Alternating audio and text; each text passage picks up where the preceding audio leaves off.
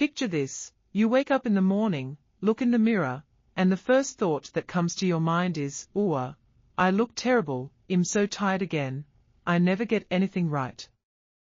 Or another scenario: you've worked all day, accomplished a lot, but at night you see one unchecked box on your to-do list and think, "I failed again. I'm unreliable. I'm not good enough." Sound familiar? If yes, you're not alone. Self-criticism, or what people often call self-beating, is an inner habit almost everyone has. We're used to blaming ourselves for mistakes, comparing ourselves to others, and tearing ourselves down in our own heads. But here's the big question: does this actually work? Does constant criticism really make us better, or does it slowly destroy us? Today I want to explore deeply with you why we criticize ourselves, why this is harmful in reality, and how to replace that inner prison guard with an inner ally. 1.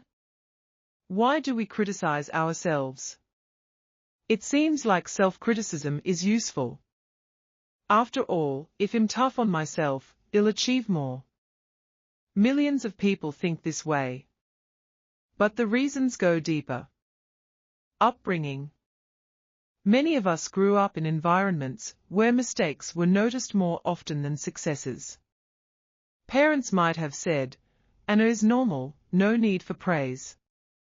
But AC is shameful. Teachers often focused on errors instead of progress. That pattern stuck. Social comparison.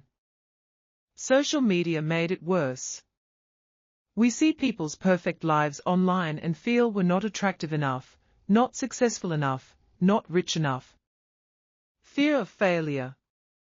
Sometimes we criticize ourselves first as protection, thinking, if I say I'm weak to myself, it'll hurt less if someone else says it.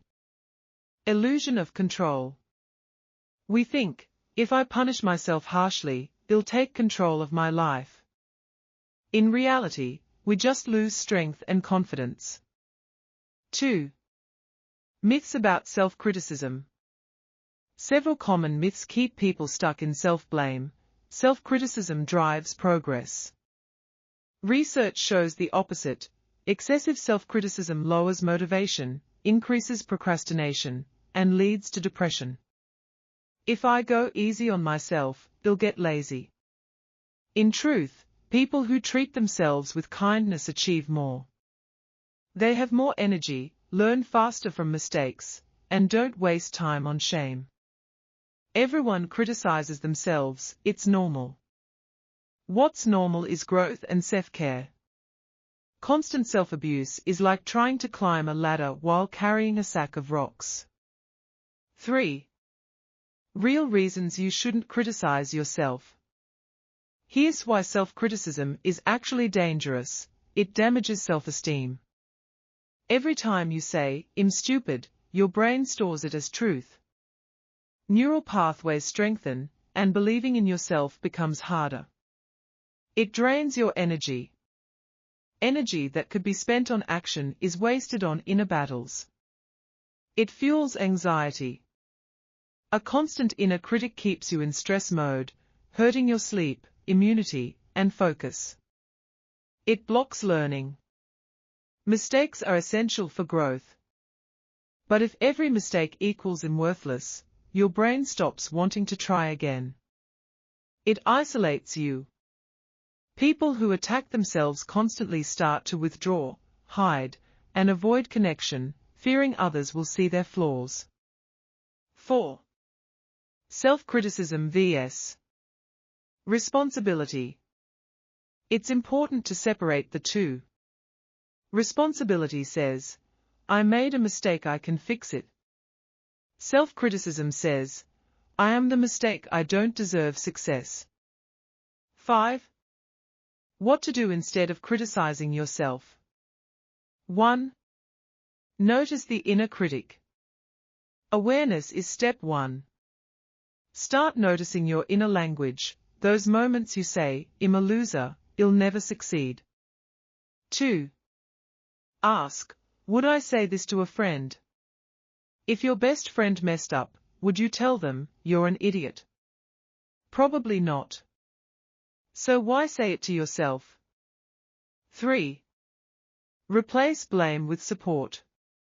Use I messages. Instead of "I'm useless," try "I was tired and made a mistake, but I can learn from this and try again." 4. Keep a wins journal. Every evening, write down 3 small victories from your day. Train your brain to notice progress, not just flaws. 5. Practice the inner friend technique. Close your eyes. Imagine your best friend sitting beside you. What would they say to comfort you? Say those words to yourself. 6. Learn to forgive mistakes. Mistakes aren't proof of worthlessness, they are the cost of growth. Successful people fail more often than most, but they get up faster. 7. Care for your body. Lack of sleep, fatigue, poor diet, all amplify self-criticism. Physical well-being directly affects mental self-talk. 6. The big takeaway. Self-criticism feels useful, but it steals our most valuable resources, self-belief and energy for action. To stop criticizing yourself is to stop being your own worst enemy. Imagine, if every day you received not insults, but encouragement, how much more could you do? How would your relationships, projects, and life change? And here's the secret: you can rewrite your inner voice. It can become your ally, your coach, your cheerleader. It takes practice, but every time you choose kindness over self-beating, you step closer to a stronger, healthier, happier version of yourself. So let's make a pact. From today on, we stop letting the inner critic run our lives. Yes, mistakes will happen. Yes, life will get tough. But instead of saying, "I'm worthless," well say, "I'm learning. I'm moving forward. I am worthy of success." And if right now you catch yourself about to beat yourself up again, take a breath, smile, and ask, "What would my inner friend say?"